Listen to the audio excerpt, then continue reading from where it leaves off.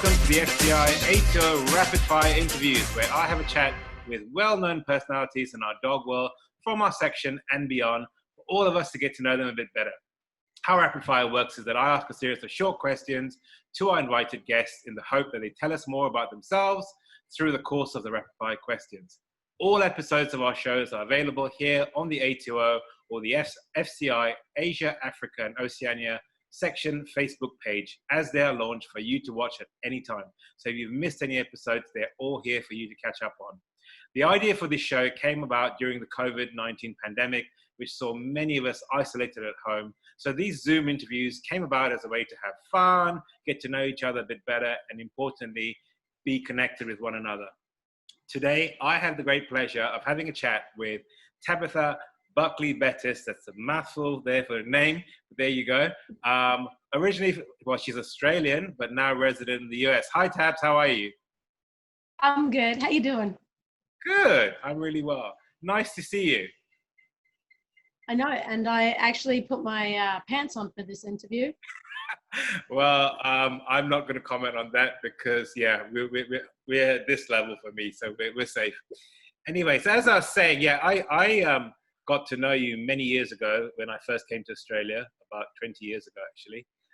And suddenly I developed an interest in Cavaliers. I wonder why. But there you go. But you were showing at that time a remarkable dog, Hamish, the one and only, Lorenka's dream lover, Le Chevalier. And he was an outstanding dog. I mean, you know, that was the other reason I was watching Cavaliers, was for him. But there you go. So yeah, so that was my first introduction to you. But so now you are in the States. You're married and living in the States, and assisting your husband. So a complete change of life and lifestyle and everything. Correct. Complete change. But it's the same because I still do something that I love to do. Absolutely. And how long has it been now? Probably coming up 6 years. Wow. Okay. It's flown like that. It has. I still, yeah. That's, wow, that is quick. All right. Okay. I'm going to get started so we can get on with the interview. All right. So here we go. Do you cook? Yes. Okay.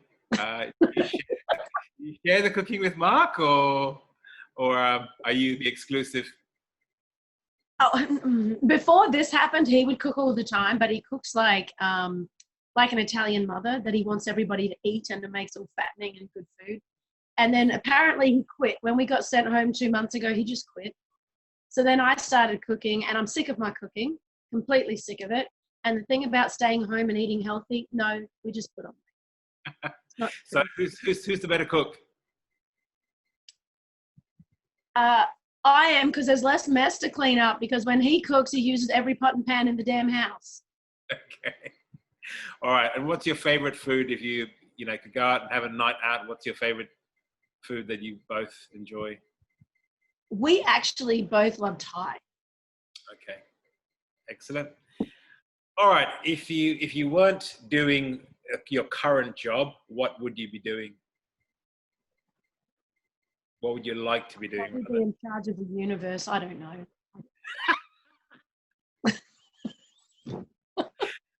All right. If you could be any kind of insect, what would it be and why? An insect? Probably a praying mantis, because I'm terrified of them. And if I was one of them, I'd just be like, hey, dude, how's it going? Good answer. All right. Name me 3 songs on your playlist. Oh, the latest one is a new one by a guy from Scotland called So Before You Go. There's a song by, I'm terrible with names. There's a song by Mutt. I like boppy things, especially while I'm sitting home doing nothing. So if I have some loud, like, boppy music going, it'll get me up and motivated to do things. Okay. And what's your favorite Disney character? All of them. Anything Disney's kind of cool, isn't it? Yeah, but you have to have a Maybe favorite. Peter Pan. Is Peter Pan a Disney character? Because I think that's who I model myself on. Why? Please I explain. don't know. Young at heart and a great imagination. Good answer. All right. What's the main difference between dog shows in the US and Australia? In Australia, we have a lot more fun.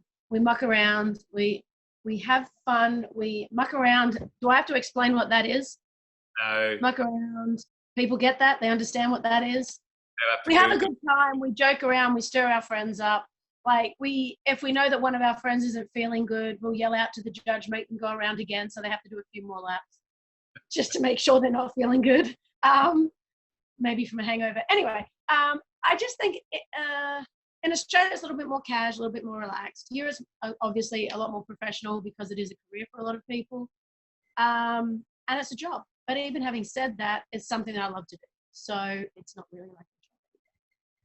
But is that main difference because of the whole professional handler scene where, I mean, I remember once when I was judging in the States and someone, it was an owner handler, they were halfway doing an out and back and then, you know, the dog mucked up and they looked at me terrified and I said, sure, come back, do it again. And they were just amazed that I took the time to, you know, it was like a complete different paradigm. So is that because of the whole professional handler thing? No, I don't think that's got anything to do with the professional handlers. I think that's probably got a little bit more to do with the judges. Some judge because they love the sport. Some judge for various other reasons. Sometimes they can be a little short on time or a little short on patience. Okay. Or they expect someone to be able to be better than they are. I think in your country and a lot of the FCI countries, we understand that we're working with live animals. Things happen and we give them the extra time. If we're in charge of our ring and running them well, you have time to send someone out twice to try it again. Like if I have a new person or even an experienced handler go out there with a dog and it paces the whole way, I look at them and go, would you like to try that again? And if they give me the look of what? I go, well, it was pacing. So then I know that that's probably a new person that doesn't understand what's just happened. So you try to help them out because if they come out with a good experience, they're going to want to come back again. Okay. So based on that, do you see a lot of owner handlers, newbies come in to the sport, or do they, if they get involved, do they tend to engage professional handlers straight away? No, I think a lot of new people kind of come in and start. And then if you're lucky, you might get a professional handler come over and give you some tips and help you out. Or sometimes they will want to get you as a client. I try to help anyone out that I can see. Like I was in a herding group with a lady with a collie in front of me and she was struck. She had no idea what she's doing. And I went, just stand behind that dog about 1.5 feet behind that dog, stand your dog up and then go to the front and get it to put its ears up and just stay there. And I'll let you know when the judge wants you to go. So I'm trying to show my dog and I'm telling her what to do. And I didn't know her. I didn't know who she was. And when I came out, apparently the breeder of the dog was watching, who was a judge, and came up and went, I just want to thank you for she was so thrilled when she came out of the ring to know that there was somebody there to help her. And there are a lot of handlers that are like that. So this whole paradigm between handlers and owner handlers, I think the owner handlers, especially with the owner handler competition here, have got even more competitive than maybe handlers are because there's a mutual respect amongst a lot of the handlers. But with the owner handlers, they can actually get kind of a bit serious about it. So, you know, I think, you know, I think a lot of people try to blame handlers for them not winning, but they don't understand that if you have a handler that shows 20 dogs in a weekend and you show one dog, they're getting 20 times more experience than you. So if you showed 20 dogs on a weekend, you would get better a lot quicker as well. So I try not to get into it with them about handlers and owners. And I mean, there's breeders. We have judges that show here. We have all-rounders that show. And, you know, I don't believe that anybody should get any extra treatment than they do. You know, it just get in there and try the best you can and try to improve each time, learn something each time. And if you don't know, ask someone. Don't be intimidated by the handlers. Don't ask them a question when they're in the middle of best in show. But if you see them, you know, standing around doing nothing, go and ask them a question. Go ask for help because most of them, the minute you ask, will just be like, oh, for sure, I'll give you a hand, no worries. Yep, I agree with you. Do you have any weird dog show superstitions? A lucky lead, lucky bra, something like that? No, all my dogs have their own lead. Once I get a new dog and I figure out what I want it to do or where I think it's going to go, then I'll go buy each of them a special lead. And my other thing is I kind of pick when I go to a restroom, I kind of pick the first one because I pick like the one that I think is first. And then I try to use it for the day. And if it goes terribly wrong, then I'll change. But generally, I know it's good.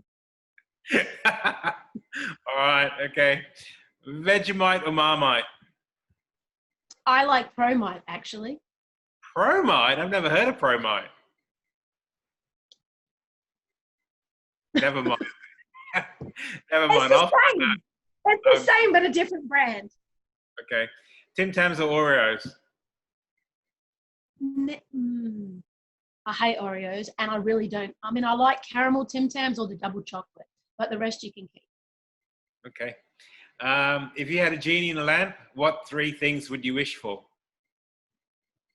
I would wish for as many wishes as I wanted to start with. You're not allowed to say that. That is not one of the wishes. You immediately lose all your wishes. Shit. I mean, to be happy and comfortable. I'd only pretty much go for that, just to be happy and be comfortable that we're doing okay and cruising along. That's enough for me. Good. Rosettes or trophies? Neither. Money. That was my next question. What's that? What would you rather, cash? No, I love my rosettes. Can you see back there? I can tell. Yeah. I always keep my big ribbons. Love my big ribbons because they're beautiful. And I do love to, like some people chuck them in a box. I kind of keep mine. Yeah, but those are the special ones. But what about a trophy? Isn't it nice to have a nice big trophy to remember a good win, something, a national, something significant, Yeah, for the Pointer National, we got a beautiful head bust, which was lovely. And I mean, those kind of ones, the giant big ones, not so much. So talking of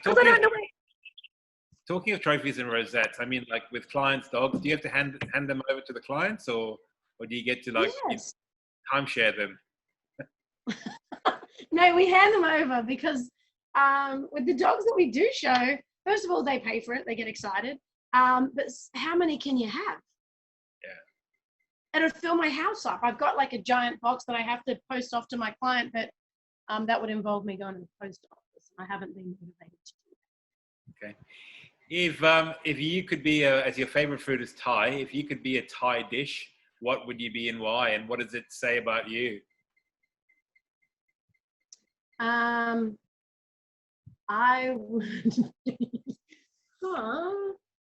would be now you've gone mentally blank. What are the noodle dishes? What are they called? Pad Thai. No, Pad See Ew. I think I'd be Pad See Ew. Okay. You get tricked. I mean, with the Pad See Ew, it just has, it looks okay, but then when you start eating it, it's got awesome flavor. Okay. All right. What was the best advice you were given when you were an exhibitor? An exhibitor. When you were an exhibitor, what was the best advice someone gave you when you started showing dogs? I had people always telling me what to do, but not so much advice. I kind of like to go out there and see what I can get away with, and if I stuff it up, I kind of learn from my mistakes. I'm one of those kind of people. Okay. What about as a breeder? What was the best advice you were given as a breeder? I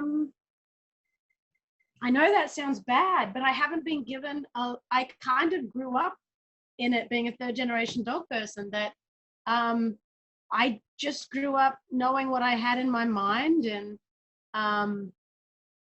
what I thought was a good eye for a dog, and looked at pedigrees and looked at dogs and kind of try to improve on what I had. Okay, so that brings me to an interesting question. Being a 3rd generation dog person, what have you had to unlearn over time? Unlearn. Yeah. I don't think I've unlearned anything. I think I may have forgotten an occasional thing, but I think that I'm constantly learning more and more and more. Okay. So you've improved, basically, you've learned better to better yourself in that way. Well, I mean, I'm interested in everything that has to do with our dogs. So, breeding practices, like, when you first started breeding, and especially with the pointers, we didn't really have, and in Australia, we don't really health check for anything, or didn't, because they didn't really have a lot of problems that we were concerned with. And then, as you grow, and in this country, they health check for everything, you start to change your procedures. I suppose that's something I learned, to roll with what they do here, to keep in track with what they're doing, no matter where you're at. Okay. Online dog shows, yes or no? They can have them anytime they want, but I probably won't be entering. Okay. And how come they haven't taken off in the US? Well, I haven't seen so much of it advertised in the US. They have been doing a couple, and they've been running them where they do the video ones, not photos, it's off a video. So there's a video of the dog running down and back and round and round. I don't know. To me, unless the dog, my big thing is when you go to a dog show, if you've got a great one and it's on and it shows, that's exciting. Running my great one around in the backyard isn't exciting. Like watching it loose run around, that's great. But running it around on a lead, that's not exciting for me. I want to see them when, the crowd erupts and everyone cheers and they're on fire. That's exciting. Okay. Plain chocolate or with bits? Plain chocolate, unless it's the Cadbury's Fabulous block that has the candy in it that pops. Then that's really cool too. So American chocolate or Aussie chocolate? Australian chocolate. Does American have chocolate? They have like this bowl of fat that you put in your mouth. Okay. 2 strange habits or things people do which annoys you. Breathing. I'm kidding. You're terrible, Muriel. I've been isolated for 2 months. I finally got someone to play with.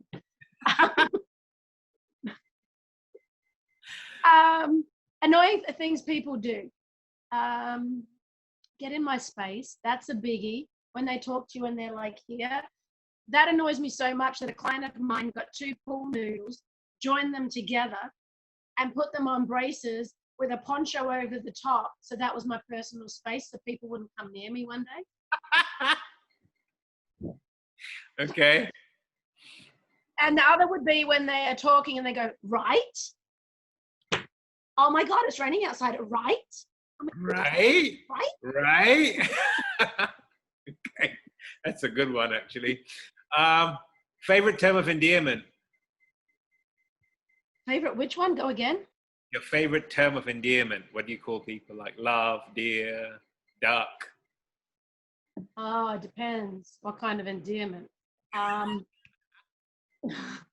right, the favorite term of endearment for Mark, then, for your husband.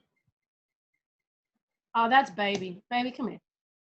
Or he likes how I say Mark, because apparently Americans say it Mark, and I say it Mark and sound like a crow, and he actually likes that. So you don't say the Aussie Mark. You don't stretch it out, okay? All right, Mark. No, I go Mark, or it's like, oh. There's a lot of things like that sometimes. Okay, favorite fast food joint when you're on the road? I hate them all. There's so many hamburger ones, and I'm just not a big hamburger. Like, probably Panera Bread or Noodle House. Okay, and when you guys are on the road, do you cook or do you just eat takeout? We normally try to go to restaurants after, like, and depending what time of night, if it's 9 o'clock at night, we've just finished, then it's like Applebee's, and I'd like a margarita, please. Okay. All right. So you have the unique position of being both an all breeds judge, an Australian all breeds judge, and now as a handler. Which end of the lead would you rather be if you had to choose one? I would be a handler for now, because I love to show my dogs. When I get to show a good one, I get very proud of them. And when you get that rapport that you're a team, and it's one of those days that they're showing like no one's business and their hair stands up on the back of your neck, that's the ultimate for me. I do love my judging, but I started judging when I was 20, well, I think maybe 19 is when I started. And I did it because I was, showing Hamish and I had done a lot of things, and I'm like, well, what's the next step? I've been on a club, I've run shows, I've handled, I've bred, what's next? And to me, the next jump was to become a judge. And my aim was always to become an all breeds judge by 35, which I managed to do, which was I was pretty happy about that. And I love judging. It's an absolute privilege and honor to go around the world and judge people's dogs. And I want to continue doing it a couple of times a year so I don't lose my eye or my touch in doing that. And I still love to do it. But for now, while I still have a set of legs that can run around the ring, I would like to show my dogs. So do you think you have an added advantage as a handler, being an all breeds judge, to understand the psyche of what a judge could be thinking or looking for? Do you think that's an advantage? I don't think it's any more of an advantage than the other handlers have, because they've been doing it for so long and they probably know the judges, where I don't know the judges, where they've grown up with them and they know them personally to talk to them, and it's not many that I'd actually talk to that I know to have a conversation with. I don't think that it's an advantage here because, how do I put this? It's, when I first came here, I got sat down by somebody that thought they knew me and told, don't think that you're any better than anyone else because you're not. And I was like, oh, it's really nice to meet you too. And this was a representative. This was somebody working at FCI at the time. And I was like, oh, that's nice that you've decided to say that to me. And you don't even know me. You haven't even introduced yourself to me yet. I've never said I was. I just love I love this sport and I will do it no matter what country. Okay. Do you groom the dogs yourself? Do you Yes. do the grooming? Okay.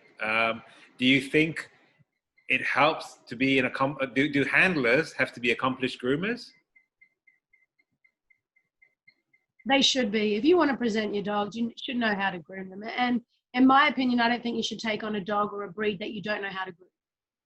Like the Spanish water dog that we have, I spent probably 3 months with the owner of that at shows learning how to do that before I took him on, because I'd never done cords before.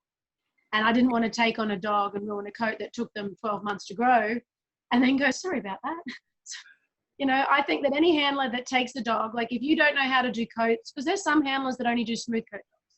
Yeah. And then don't take on a Portuguese water dog and then don't come and ask me to scissor it for you. Because if you take that on, you should know how to groom it. Just like I think that any handler that takes on a new breed should be reading through that breed standard and know what that standard is called for, so that you groom and present that dog to what that standard is and not just generic. Okay. All right. What sound does a seal make?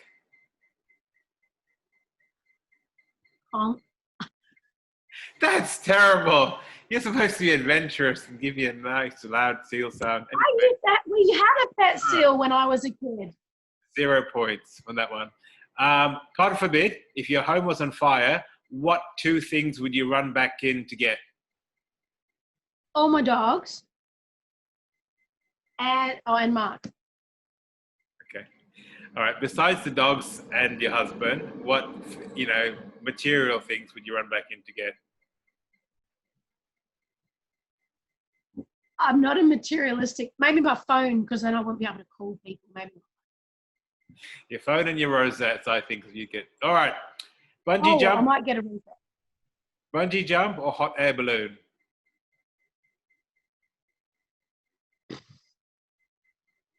I'm terrified of heights. So I would still probably bungee jump. I think I'd give it a go and probably have a heart attack and die while I'm doing it. Okay. Favorite Aussie Royal? Aussie Royal? Yeah. Do we have Royals? No, Royal Show. Oh, Royal Show. I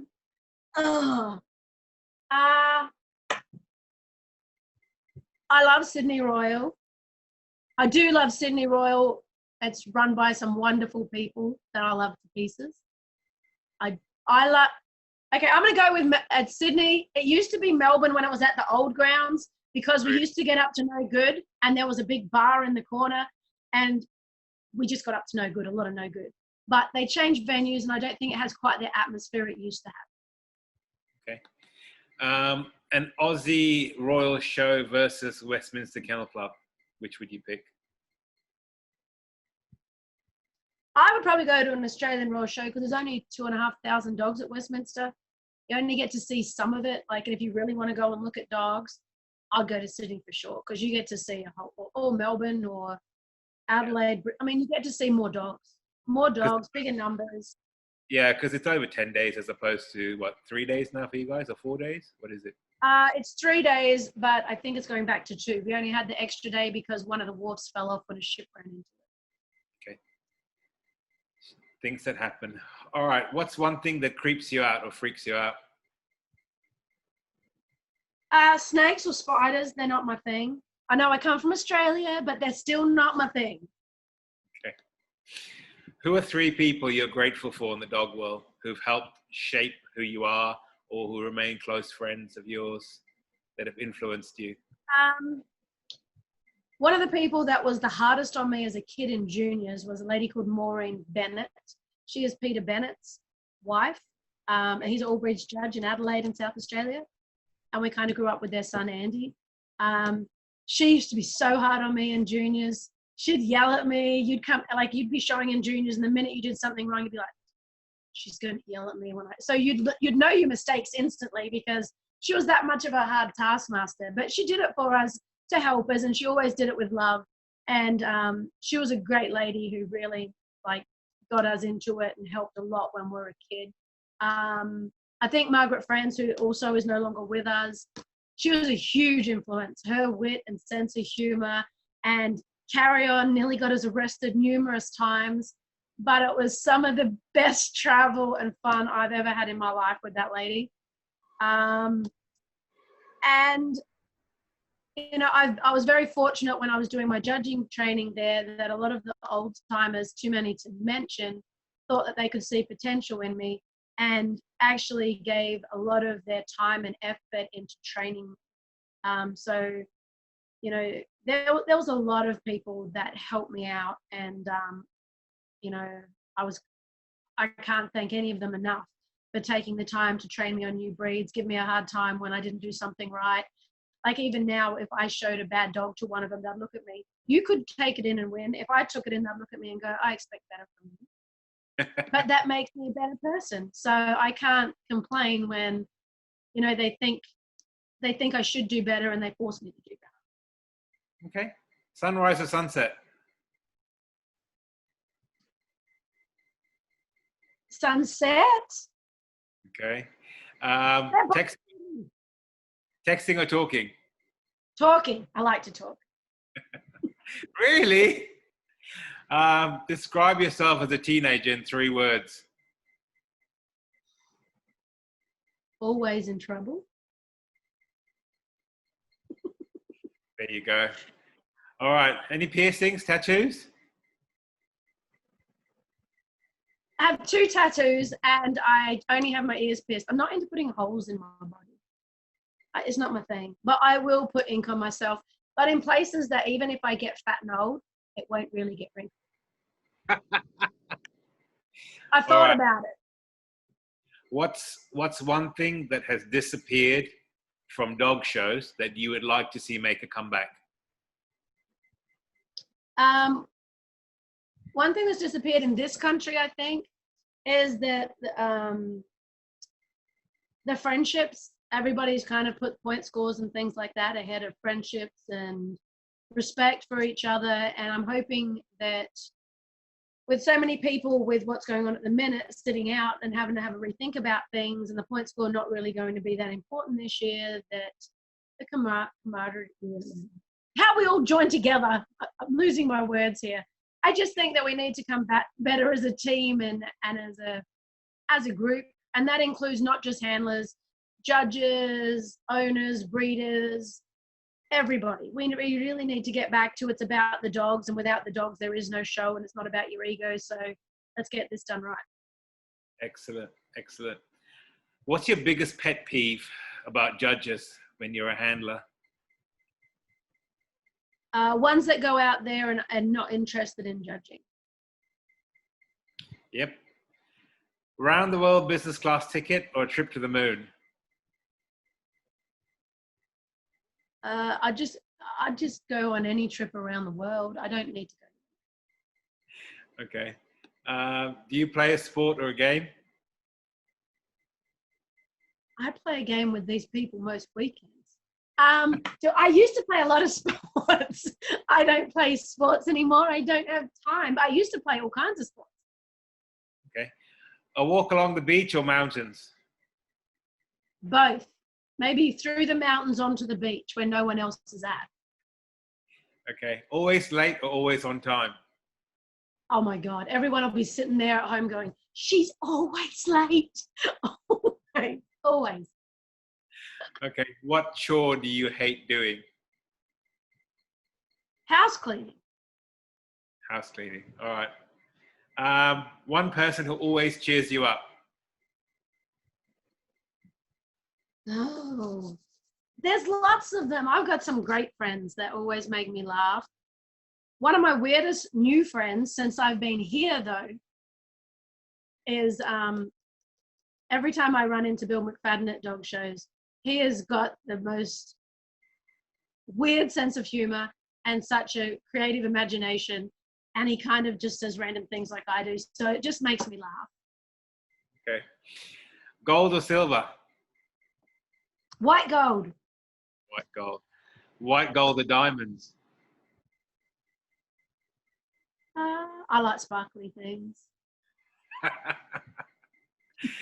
Yeah. What advice would you give to a new professional handler or someone considering coming in and starting up as a professional? To make sure you've done your homework, not to be stepping out of school and going into it as a career.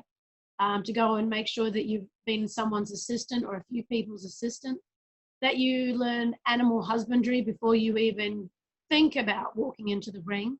You know what to do in an emergency, you know how to feed them, care for them, and condition them properly. Make sure that they're fine in the head, make sure they're mentally prepared. And if you can't get that stuff right together to start with, then you have no right to be in the show. So do your homework first, and then, you know, whatever you need once you start, make sure it's always about the dogs. Dogs come first no matter what. Okay. What's your middle name? Hope, because my mum hoped I'd behave myself. Didn't work. There was no hope of that happening. Share 2 things on your bucket list with us. My bucket list. I don't really have a bucket list because my life's been really kind of cool and good. If I get fortunate to go to some beautiful places, but I'm kind of happy in where I am and so many places that I've been fortunate enough to visit already. Okay. You remember the first CD you ever bought? No. Dream car? Something that goes really fast and really fast. Really fast with maybe no top on would be cool. Okay. Now, this is a bit of a controversial one. Is the top dog competition in the US more about a campaign strategy and a big budget with a well-known handler and a decent dog rather than a superb dog? Yes. Okay. Explain. No, I think it has a lot to do with promotion. It has a lot to do with the right advertising, with the right team. I don't think that a no one with a fantastic dog would be able to become number one. I don't. In my personal opinion, I don't think so, no matter how hard you try. Yep. Unfortunately. I tend to agree with you. I think it's a different ball game. So you mentioned that you've been home for 2 months. What's something you've learned about yourself through this experience? My name is not Bob the Builder.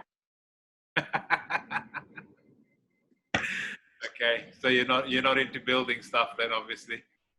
No, we build stuff. I kind of had to build, when we got back from these shows, all the mountains of snow that we had here had melted. And so from our house, because our dogs are in their house dogs, not kennel dogs, from our house into the huge barn that we've got that's all fake turfed out there, it was under this much water. And when I walked through it, my gumboots were up to here and my gumboots in mud. And we have dogs that have hair. So this was not going incredibly well. So we decided to build this like a bridge over our moat that was out there. And that's when I found out that I was not, well, it went okay and it worked. But I think that's the only time that we've had an argument since we've been home. Because there was a lot of, you too, man. There was a lot of that going on because we both thought we were in charge. Dangerous. Okay. Do you believe in fate? Fate? That's my first pointer's name was Fate. Because, yeah, for sure. Things happen for a reason. Okay. Revenge is a dish best served cold? Yeah. All right. Gym bunny or a couch potato? I try to be active. I do. But our gyms are closed. So at the minute, I'm doing nothing. I'm just, I wouldn't even call myself a bunny. I would call myself like, no bunny. I wouldn't even be a potato. I'm getting to like a whole different shape altogether now. All right.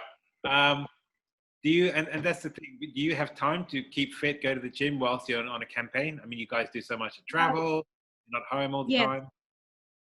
We're hardly ever home. We're probably home less than half the year if we're lucky.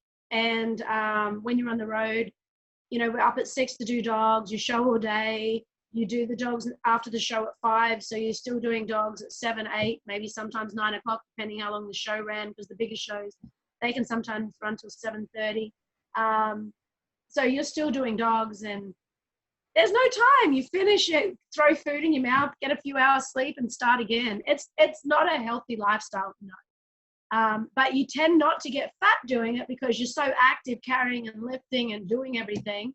And we don't have an assistant. We do it all ourselves. So I think if I had an assistant, I think I could quite easily fall into lazy. Okay. Favorite pizza topping? Pepperoni, tomato, onion, and cheese. Wow. Okay, I'm hungry. Do you have a favorite saying or motto? My favorite saying, there's no point doing something unless you're going to do it well. Good. And my latest one, which I picked up in the last 2 days, was, if you're not part of the solution, you're part of the problem. Okay. What is one sentence you would like to see in your obituary about your time in the dog world?